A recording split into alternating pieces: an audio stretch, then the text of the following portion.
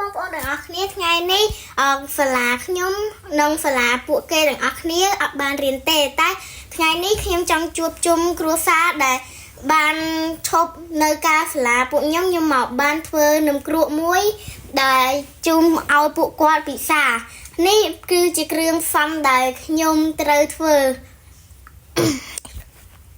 ហើយចាននំគ្រក់ខ្ញុំក៏មិនធំប្រហែលដែរមកល្មមយើងចាក់នំលេងអីចឹងណាតែវាអាចញ៉ាំបានហើយបងប្អូនបើចង់ធ្វើអាចសាកបានលៃគ្រឿងតាមនឹងដែលបងប្អូនចង់បានណាបងប្អូននេះគឺជានំដែលខ្ញុំអត់បានធ្វើលក់អីទេបងប្អូនគ្រាន់តែធ្វើទុកជាអនុស្សាវរីយ៍ដែលពួកខ្ញុំធំឡើងបើបងប្អូនចង់ធ្វើពេលធំ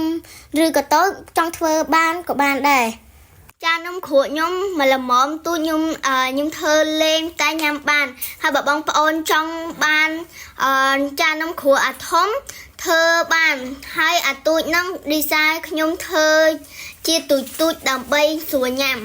តែពីរសជាតិវិញផ្អែមមុតរយ៉ាលជាក់ចិត្តមកញ៉ាំហើយឆ្ងាញ់បងប្អូនចង់ញ៉ាំចង់សាអាចមកផ្ទះខ្ញុំបានហើយនំហ្នឹងខ្ញុំធ្វើឆ្ងាញ់ឬមិនឆ្ងាញ់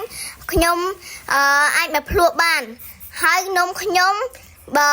បងប្អូនភ្លក់ហើយឆ្ងាញ់ឬមិនឆ្ងាញ់ក៏បន្ទោសខ្ញុំអីហើយបងប្អូនមកមើលពួកខ្ញុំភ្លក់វិញណាក៏ដឹងថាឆ្ងាញ់ប៉ុណ្ណាដែរឃើញឲ្យបងប្អូនម្នាក់លើកមេដៃមេជើងអស់ហើយហើយរសជាតិឡើងអ៊ីឡាបេះអ៊ីឡាបលមកបងប្អូន